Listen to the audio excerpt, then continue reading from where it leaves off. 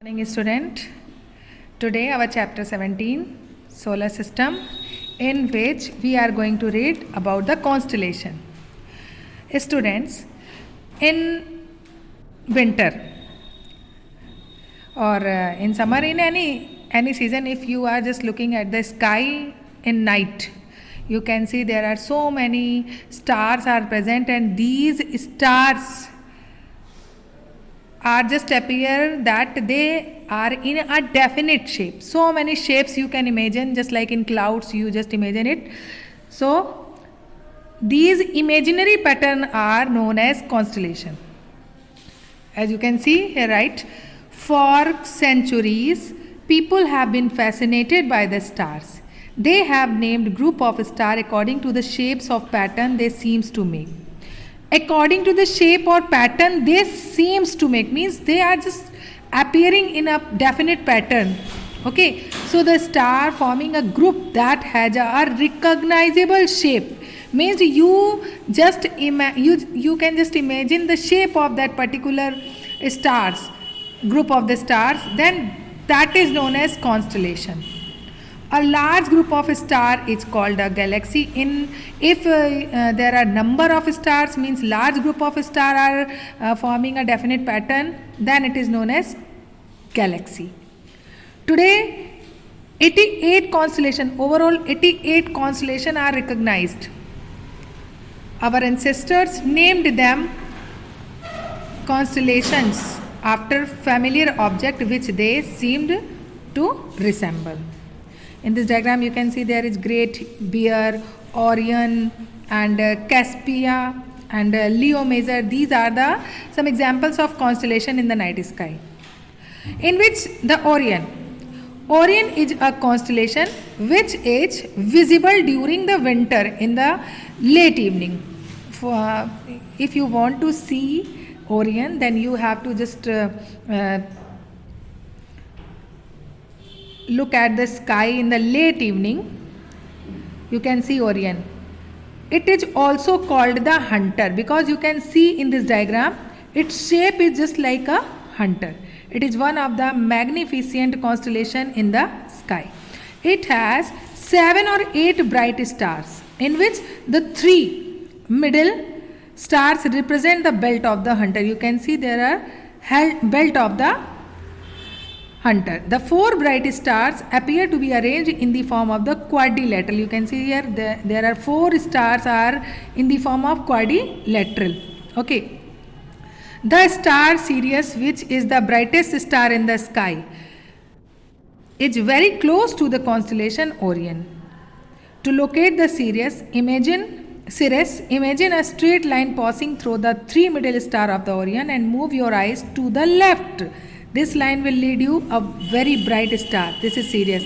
You can see in this diagram there are 3 stars, which just imagine that this is the belt of a hunter, and if we move our eyes towards left, then you can easily locate it.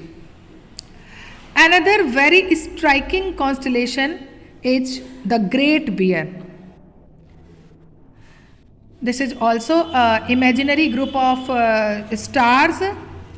It is also known as Ursa Major. A part of this constellation consisting of 7 stars. In Ursa Major, there are 7 stars, and it's fairly easy to spot in the night sky. So this is also called Saptarshi. Means there are, according to Hindu mythological, this is a group of 7 rishis or Big Dipper. It appears like a big ladle or a question mark.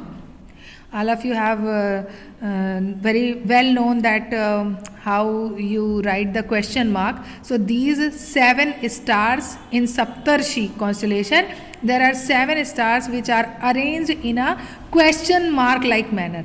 So these are 3 stars. These are the 3 stars in the handle of the ladle and 4 in its bowl.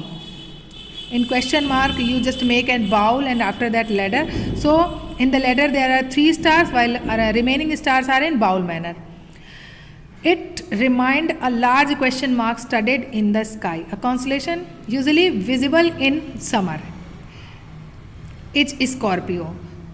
All all the mentioned constellation you can find out it in winter sky, means in winter season at night.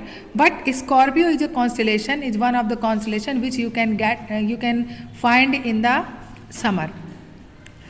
It closely resembles a scorpion with tail and pincers, means its structure is just like scorpion.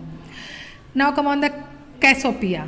It's another prominent constellation in the northern sky. It is visible during winter in the early part of the night from the northern hemisphere. It looks like a distorted letter like W or M. You can just look it in the structure of W or M according to your situation. So it contains two planetary nebules, means cloud of gas. What is nebule? That is cloud of gas. Here writing more to know, you can see this. Saptarshi has been associated with 7 well-known ancient Indian sages or rishis as shown in the figure. These rishis' names are Marichi, Vasishtha, Angiras, Atri, Pulastya, Kratu and Pulha. These 7 stars got the name according to the rishi. Now, after Ursa Major, we come on the topic, that is solar system. All of you have prepared the project on solar system. So all of you very well known about the solar system. Solar system consists of sun and all these celestial bodies. What is celestial bodies? In the first page I read you about that, what I told you about the celestial object, that is the star, the planet and the moon and many other objects in the sky are called celestial objects. So what is solar system? The solar system consists of the sun and all the celestial bodies that revolve around it, including comets, meteors, meteorites, moons, planet and dust particle. The solar system is a very small part of the Milky Way galaxy. These revolving bodies are kept in fairly stable orbit by the pull of the sun. Means all planets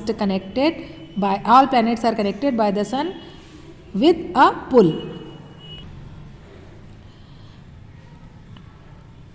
It includes comets, meteor, I told you. These all planets are revolving bodies are kept in fairly stable orbits by the pull of the sun.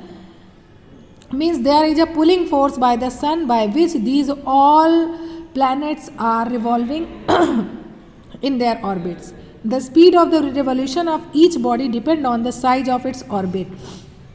According to the orbit, all planets revolve around its axis, and its distance from the sun at any given time.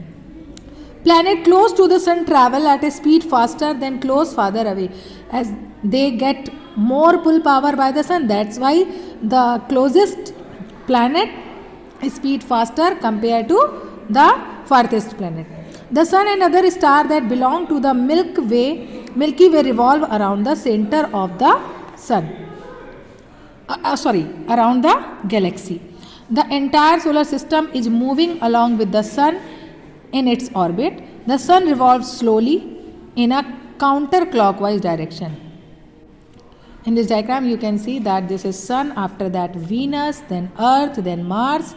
First the sun, then Mercury, then Venus, after that Earth, Mars, Jupiter, Saturn, Uranus and Neptune.